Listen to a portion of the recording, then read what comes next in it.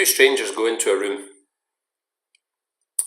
An instructor joins them with a sum of money, typically $10, in his or her hand, and gives them the rules of the game.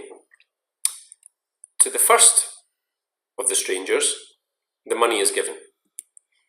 And the instructor says that it's this person's job to suggest a way in which the money will be split between the two parties. So the first party can suggest any division at all of the $10. The second party's job is simply to say yes to the split, or indeed to say no to the split. What the second person cannot do is make any counter proposal, suggest a counter offer, or let alone give any reasons as to why the money should be divided in any different way. Should the second party say yes, then we have a deal and the money is split according to the formula suggested by the first party. However, should the second party say no, then the money is taken back by the instructor and both parties leave the room with nothing. What we've just seen here described is an experiment in human behaviour called the ultimatum game. It's been run tens of thousands of times, and there is a vast area of literature in psychology and negotiation around trials of the ultimatum game, and crucially what it tells us about human behaviour. If one thinks of human beings as economically rational, then you would think that whatever is offered by the first party, the second party would always say yes to it. Because even if it's a $9, $1 split, then the second party is still going to be $1 up on the deal, $1 richer than he or she was before she entered the room a few minutes ago. So having looked at tens of thousands of runnings of the experiment, is that what's happened? Well, no is the answer.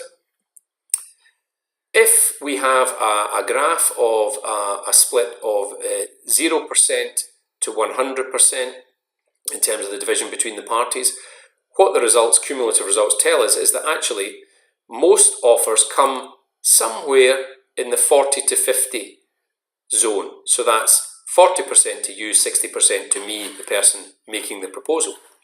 The average over the running of the experiment in thousands of trials is somewhere between 30 and 40. So 30 to you, 70 to me, or 40 to you, 60 to me. So not the 9 to 1 or anything like it that we might have expected from economically rational actors.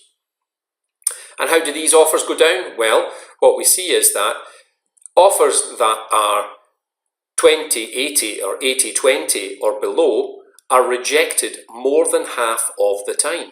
So more than half of the time, people are rejecting offers that are actually in their economic interest. To leave with $2 is still $2 more than you had a couple of minutes ago, and all you had to do was say yes. Where offers were in the 40 to 50 zone, they were accepted almost all of the time. So what's going on here?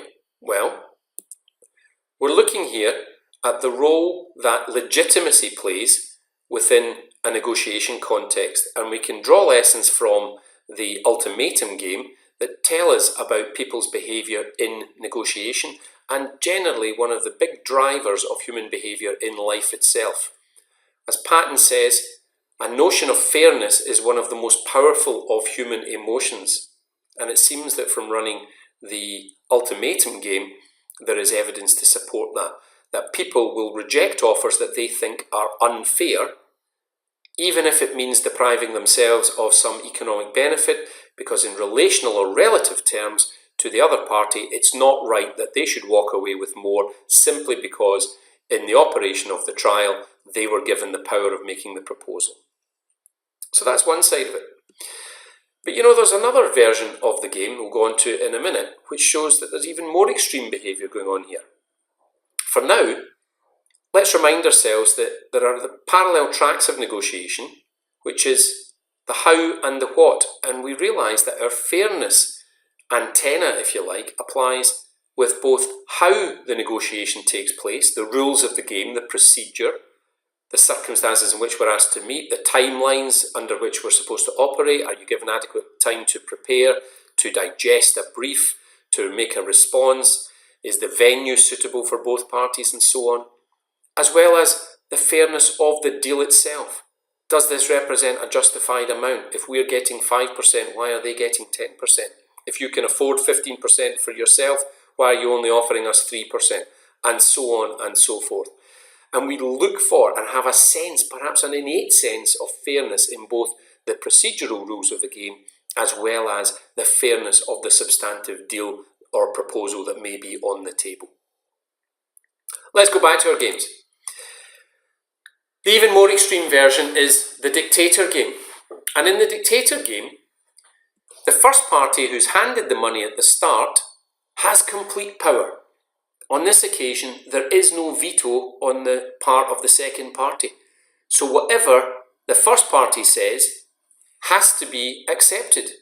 The only role the person has to say is to meekly say, well, thanks very much, and leave with whatever has been pushed across from the other side of the table. So the dictator is in complete control. So surely here you would expect that the person making the proposal, proposing the split, is going to offer as little as possible because that's in their economic self-interest. Well, let's look at what the data tell us. Here's what it looked like in the ultimatum game when the power of veto was there, so you might think I'll offer a bit more because the person might reject the deal altogether in that case, but that doesn't apply in the dictator game. So where do the offers come in the dictator game? Well, they're lower, yes, but they're not significantly lower. They tend to come in on average between the 20 to 30 to the other person and 70 to 80 to the dictator. So even there is perhaps a more generous allocation of the $10 to the other party who has no say on this occasion than you might expect from somebody acting in a selfish and rational economic way. What's going on?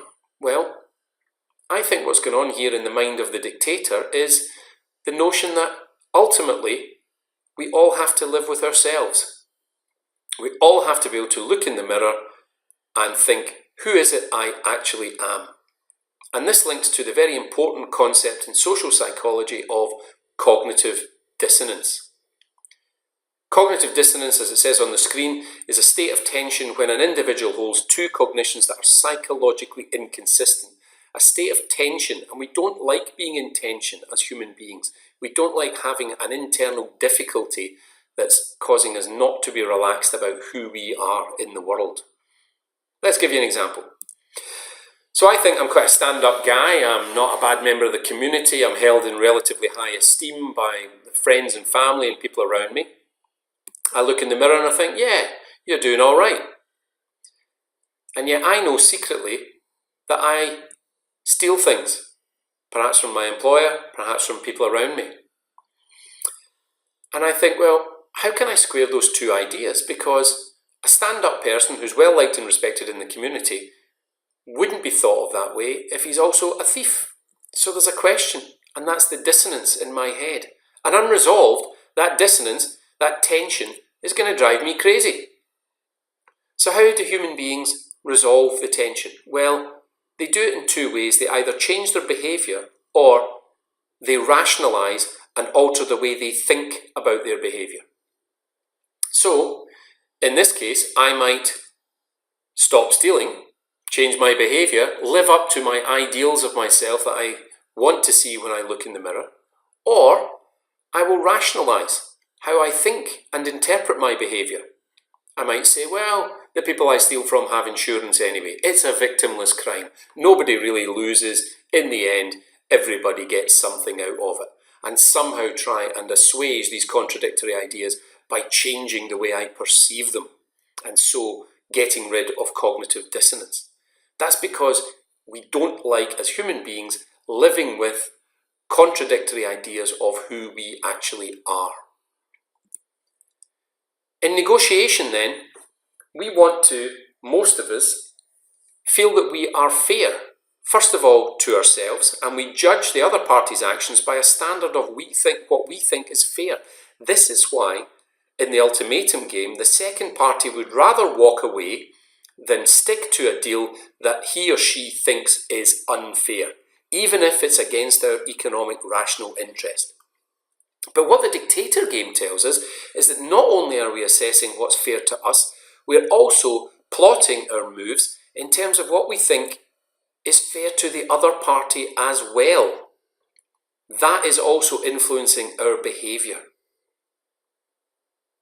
So what does all this tell us? Well, what this tells us is that a sense of what is fair is a very powerful driver of behaviour, that it trumps behaviour that is economically rational, that this sense of fairness applies both to how we want to be treated by others and how we ourselves treat others, both in terms of what we think they will find acceptable and also what we think is acceptable to ourselves and about who we think we are. In negotiation, it applies both in terms of the process. People will walk out if they feel that they are being disrespected in a negotiation process, regardless of the substance of the deal itself. And finally, we all have to live with how we feel about the deals we make, and that also propels us to behave in a particular way during negotiation. So therefore, fairness, a sense of legitimacy, is a very important driver and a very important element for us to have in mind when we are negotiating.